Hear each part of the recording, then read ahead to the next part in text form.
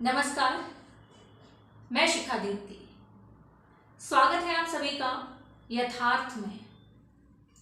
यथार्थ मतलब सच। सच के ऐसे किस्से, ऐसी कहानियां, ऐसी घटनाएं जो हमारे आसपास के लोगों के साथ में घटित होती हैं, मगर हम उनसे अनभिज्ञ रहते हैं। हर रविवार को मैं लेकर आ रही हूं अपने YouTube पर ऐसी ही कहानियां जिन्हें सुनने के बाद आप अपने आंसू नहीं रोक पाएंगे। मैंने सोचा कि यथार्थ की शुरुआत कर रही हूं तो क्यों ना अपने आप से की जाए। एक ऐसी सच्चाई, एक ऐसा दर्द जो मैंने अपनी आंखों से देखा, सुना, तो मैं अपने आंसू नहीं रोक सकी। ये कहानी है करीब 6-7 महीने पहले की। आज की कहानी में दर्द है एक माँ का, पीड़ा है एक माँ की, व्यथा है एक माँ की। सच में माँ को भगवान से ऊपर क्यों कहा जाता है? एक अकेली माँ अपने 3-3 बच्चों को पाल सकती है। अगर सर पे पिता का साया नहीं है तो वो पिता भी बन जाती है। बच्चों की पढ़ाई लिखाई से लेकर उनके पेट भरने तक, उनके बड़े होने तक वो ढाल बनकर खड़ी रहती है और अपने बच्चों का साथ देती है। और आज की कहानी एक ऐसी माँ की है जिसके 3-3 बेटे होने के बावजूद कोई एक बेटा भी उसे 2 वक्त की रोटी न दे सका। यह बात करीब 6-7 महीने पहले की है। मेरे पिताजी का ऑपरेशन हुआ था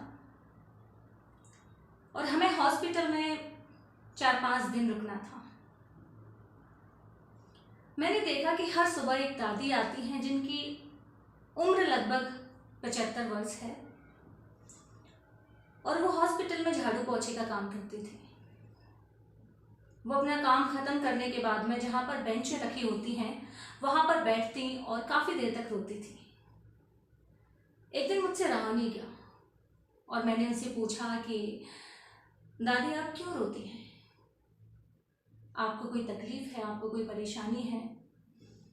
तो उन्होंने कहा कि बेटा मैं अपने पुराने दिन याद करके रोती। एक वक्त ऐसा था कि मैं अपने पति की रानी थी। मैं जिस चीज पर हाथ रख देती थी मेरे पति हर कीमत पर वो चीज लाकर मेरे घर में रखते थे। हमने हमारे बच्चों की हर इच्छा पूरी की और आज एक समय ऐसा है कि मुझे इस उम्र में एक हॉस्पिटल में झाड़ू पोछे का काम करना पड़ रहा है, सिर्फ 2 वक्त की रोटी के लिए। तो मैंने उनसे कहा कि आप अपने बच्चों के साथ क्यों नहीं रहती हैं? तो उन्होंने कहा मेरे 3 बेटे हैं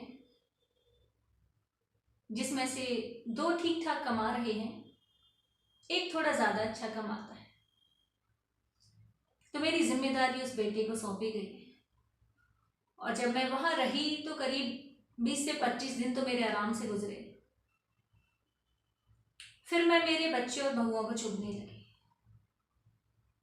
मुझे 2 वक्त का खाना तो मिलता था मगर बहुत सारी गालियों के साथ। जब मेरी बहू सुबह का खाना लेकर आती थी तो बहुत सारे ताने मुझे देते थे कि घर में पड़ी पड़ी खा रही हैं, कहाँ से लाएं, इतनी महंगाई है, बच्चों को देखें या तुम्हें देखें। तो मैंने कहा ये बात आपने अपने बेटे को नहीं बताई। उन्होंने कहा बताई। मगर बेटे का जवाब था कि घर में रहना है तो शांति से रहिए, वरना जहां आपका मन करे आप जा सकती हैं। मुझसे रहा नहीं गया और मैंने अपने कुछ कपड़े बैग में लगाए और मैं घर से निकल गई। मेरे तीनों बेटों को पता था कि माँ घर छोड़कर जा रही है, मगर किसी एक ने भी ये नहीं कहा कि आप मत जाइए।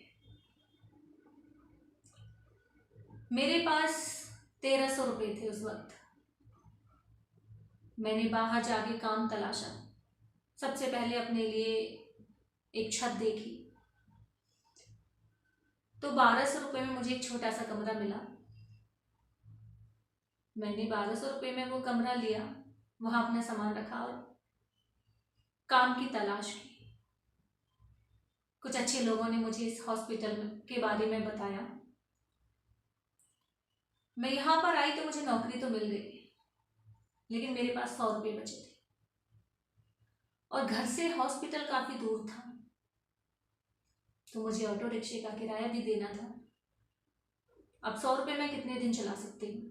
मुझे 5-6 दिन यहाँ हॉस्पिटल में काम करते हुए हो गए और वो 100 रुपये भी ख़त्म हो चुके हैं मेरे खाने में और यहाँ के किराए में। जब मैंने हॉस्पिटल वालों को कहा कि मुझे थोड़े पैसों की ज़रूरत है, एडवांस दे दीजिए, तो उन्होंने कहा पहले 15 दिन काम कीजिए, उसके बाद में आपको एडवांस मिलेगा। और आज सुबह मेरे पास इतने पैसे नहीं थे कि मैं घर तक ऑटो से आ सकती, तो मैं पैदल चलकर आई हूँ और मेरे पैरों में इतनी हिम्मत नहीं रही कि मैं इतना लंबा चल सकूँ। मेरे पैर बहुत ज़्यादा दर्द कर रहे हैं, मुझसे बहुत मुश्किल से काम हुआ है और अब बहुत तेज़ भूख लगी है, मगर मैं किसी से कह भी नहीं सकती कि मुझे रोटी दे दो या मुझे कुछ भी खाने को दे दो। बस इसीलिए अपने भाग्य पे रो रही हूँ। मैंने उन्हें कहा कि दादी काम करिए, आप मेरे साथ मेरे घर चलिए। तो उनका जवाब सुन के मैं हैरान रह गई। उन्होंने कहा कि जहाँ मैं रहती हूँ वहाँ पर मेरे जैसे न जाने कितने बुजुर्ग रहते हैं, क्या तुम सबको अपने घर लेके जाओगे?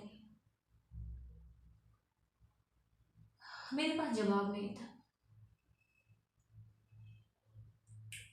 मैं उनकी बात समझ चुकी थी, तो मैंने अपनी जेब में हाथ डाला और उस वक्त मेरे पास जो भी था मैंने वो उनके हाथ पे रख दिया और उनसे कहा कि अपनी बेटी को आशीर्वाद दीजिए कि वो जितने भी लोग हैं आपके आसपास रह रहे हैं, जहाँ पे आप रह रही हैं, जितने भी माता पिता हैं, मुझे आशीर्वाद दीजिए कि एक दिन ऐसा आए कि मैं उन सबको अपने साथ रख सकूं। जब उन्होंने अपने हाथ की तरफ देखा तो उनकी आंखों में आंसू थे। बोली, बेटा ये तो बहुत ज़्यादा है, मुझे इतने नहीं चाहिए, कुछ दिन में हॉस्पिटल से मुझे मिल जाएंगे तो मेरा काम थोड़े में चल जाएगा। मैंने कहा रख लीजिए, आपको आगे काम आएंगे, आपकी उम्र नहीं है ये काम करने की, बहुत सारी बीमारियां होती हैं, तो अचानक से आप पे कोई समस्या आ जाए और आपको खर्च करने पड़े तो आप उस वक्त इन्हें काम में ले लीजिएगा। अभी आप अपने आने जाने का और खाने का खर्चा इनसे चलाइए जब तक आपको हॉस्पिटल से रुपए नहीं मिल जाते। उनका रोना बंद हुआ, उन्होंने बहुत सारा मुझे आशीर्वाद दिया। कुछ वक्त के लिए उनकी आंखों में चमक भी आई। उन्होंने हॉस्पिटल में सबको मेरे बारे में बता दिया था, सभी ने मुझे खूब आशीर्वाद दिया और जब तक हम हॉस्पिटल में रहे दादी ने हमारा खूब ख्याल रखा था। मेरी मम्मी को भी कहती थी कि बहुत भाग्यशाली हो जो तुम्हें बेटी मिली।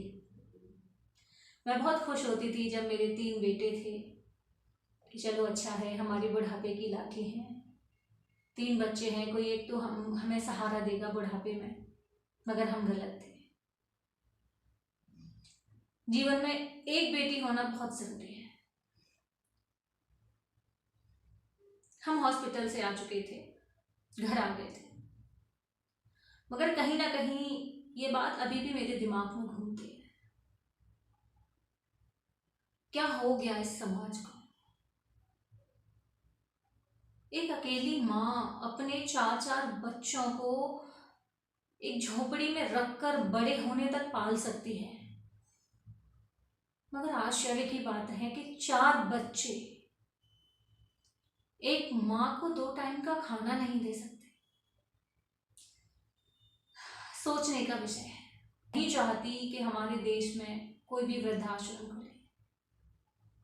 मैं चाहती हूँ हर बच्चा अपने माँ बाप की जिम्मेदारी ले, जिस तरह आप अपने बच्चों की जिम्मेदारी उठाते हैं, उसी तरह आपका धर्म भी है, आपका कर्म भी है कि आप अपने माँ बाप की जिम्मेदारी उठाएं, उनके बुढ़ापे का सहारा बनना। साथ आज यथार्थ के माध्यम से मैं आप सभी को यही संदेश देना चाहती हूँ, आपसे अपील करना चाहती हूँ, आपसे विनती करना चाहती हूँ कि माँ भगवान से भी ऊपर है। माँ को कभी ऐसा दिन ना दिखाएं कि उसे किसी हॉस्पिटल में 2 वक्त की रोटी के लिए झाड़ू पोछा करना पड़े। उम्मीद करती हूँ आज की कहानी से बहुत सारे लोगों को एक सबक भी मिला होगा, एक संदेश भी मिला होगा। तो मैं लेती हूँ आप सभी से विदा। मिलूंगी अगले रविवार को फिर एक नई कहानी के साथ। धन्यवाद।